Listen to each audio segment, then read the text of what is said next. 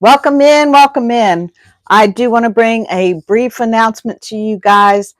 We are missing a woman in Houston, Texas. Her name is Kalie Goodwin. I titled this thumbnail Cash App Hostage. In theory, the woman was being held, being beaten by her mother's account with a pistol until or unless her mom cash apped the perpetrator $600. A lot of people have had speculations about this story, but looking into it, I feel that the Bay City police just have not really done their job. Now, this story was also picked up by Nancy Grace. Thank goodness for Nancy Grace bringing awareness to the situations, because the media just doesn't do their job. People, keep your eyes out for the beautiful lady that is pictured in the thumbnail. Her name is Kalie Goodwin. On April 22nd at 11 a.m., her mother said, her mother's name is Casey Richardson. She's the mother of 3. She has 2 autistic little children, and Kalie, who's 29. Anyway, the mother received an unknown call, or a call from an unknown number, screaming, a male screaming into the phone, "I want my effing money." He's screaming, "She owes me money." And her mom's trying to settle this down. Calm down, what's going on? She could hear Kalie screaming and being hit, possibly with a metal object, possibly a pew-pew. Of course, she's terrified for her daughter. She hears Kalie in the background, "Mom, do what they say. Please help me. My face is so deformed now." And what a call to get, right? What a call. So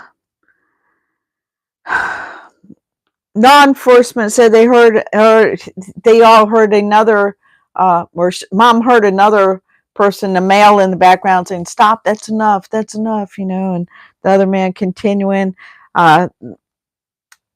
Nancy Grace interviewed a crime reporter named Lauren Collin, who said that on 5/21/2024, Kalie was last seen being picked up by a virtual stranger. Come on in, guys. We're talking about Kalie Goodwin, missing out of Houston, Texas. Last seen getting into a gray sedan by a stranger. The man on the phone said Kalie owes $600. She's yelling, "Help me. They're beating me." Kalie has no history of being a scammer. She has no past history to make people think that she would be trying to dupe her mom in any way.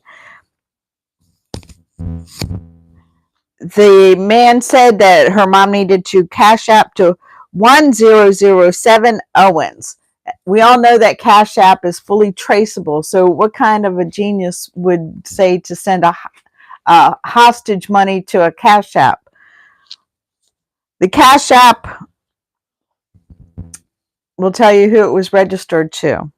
The mom called her husband, who literally walked off his job site without a word, went right to her side. They went to the Houston Police Department. She reported that this phone call lasted about 9 minutes. She was dismissed by law enforcement. That is a real crime. The 29-year-old was last seen in Houston, but lives in Baytown, not too far outside of Houston. I guess about 20 minutes or so to the south.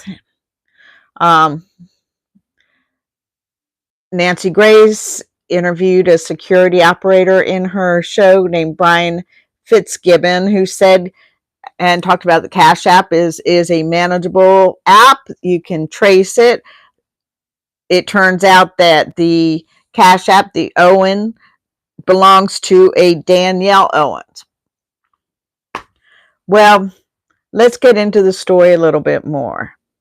Wendy Patrick, a California prosecutor, said that while the device is one good way to start an investigation, there's a lot of other forensics that need to be taken into place.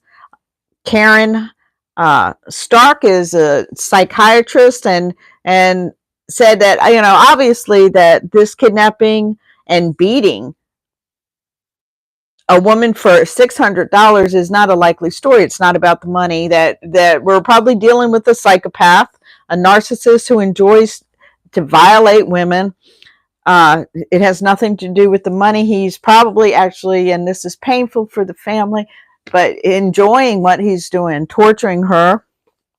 To make a digital ransom demand does not even make any sense due to the fact that it is traceable.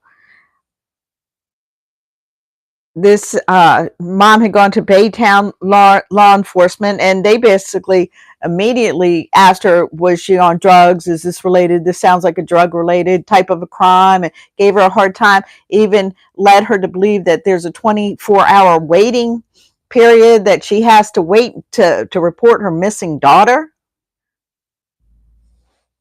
Her mom, of course, did a lot of the investigation herself, called a lot of people, and found out a little bit more about what was going on. The mom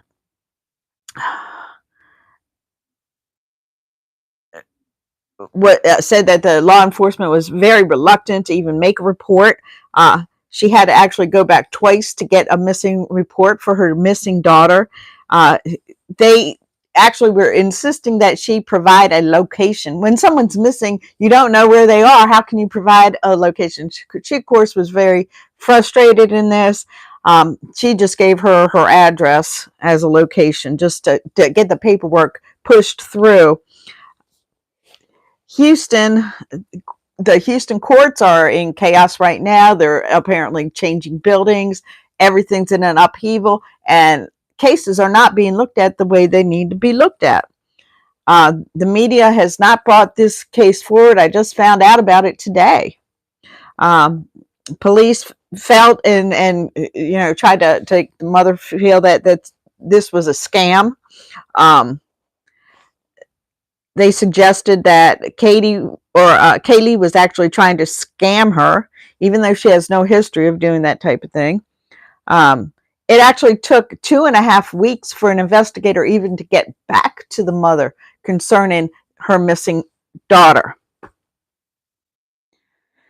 Investigation is obviously an evidence-based process, and if you don't have evidence, you don't get the attention that it needs. They did receive a tip. The gray sedan is a Chevy Malibu. The Cash App belonged to a Danielle Owens. Apparently, Kalie had talked to a friend before she left, said she was going out with and was getting a ride with somebody named Country, who went by the name Country, an acquaintance, not somebody she knew very well. This is a time for a warning. Do not put yourself in situations where you're alone with people you don't know well. Don't get in their car. I know you need a ride, but this isn't the first time this kind of a situation happened. And just wait till I tell you about this guy, Country. The cops actually put this together pretty early, but they didn't follow up on the lead right away. Why? We don't know. The LPR is the license reader. They were able to actually read the license of that gray Chevy Malibu when it went to pick her up and was leaving the apartments that she lived in. Baytown joined up with Houston to get the ball rolling in the law enforcement field. They determined that the Decker Drive apartment surveillance did pick up the license number, and that Katie had got in a car with Country, who was an acquaintance. It gave her a false sense of security. Um, her guard was down, and this country is also known as Quade Fowler's or Quade Flowers, 55-year-old convicted felon, man who's associated with all kinds of violent crime. I'll be telling you about that in just a minute. Her phone actually pinged the phone that was used to call Kalie's mom was pinged to Mr. Flowers' residence. Country Flowers. He has a long rap sheet. He's associated with a murder, an animal cruelty charge, and he's also wanted right now in connection with another abduction. The MO seems to be the same. Supposedly, the home, there were two men in the background. One of the other men, there was Flowers, and there was also a man named Patterson. And the home belonged to Patterson, and the car belonged to Flowers. Flowers was over there causing that chaos and calling Kalie's mom, and assumably Patterson made him leave and take her with him. That was her last sighting. Country or Quan Flowers.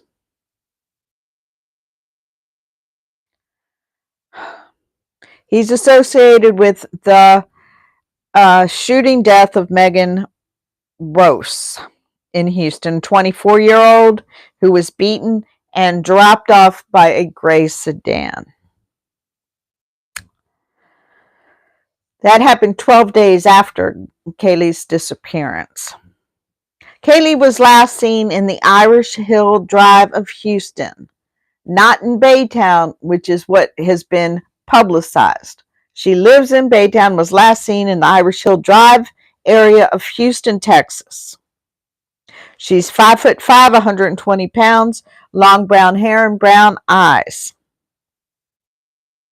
Please call 786-509-7135. Keep your eyes open. More pictures of her are also posted on Chevy Cool Lady community page. If you're in the area, please look at the pictures and please keep your eyes open. We want her safely returned. She may be in very bad shape. She may not be with us anymore. It's a terrifying situation for a woman to be in. So I wanted to make you all aware of what's going on. We don't get the information from the media like we should. So thank you so much for joining me today. Thank you, Brody. Thank you, Maria. Thank you, everybody who joined me. I really appreciate you. Please like and subscribe. God bless you and have a great day.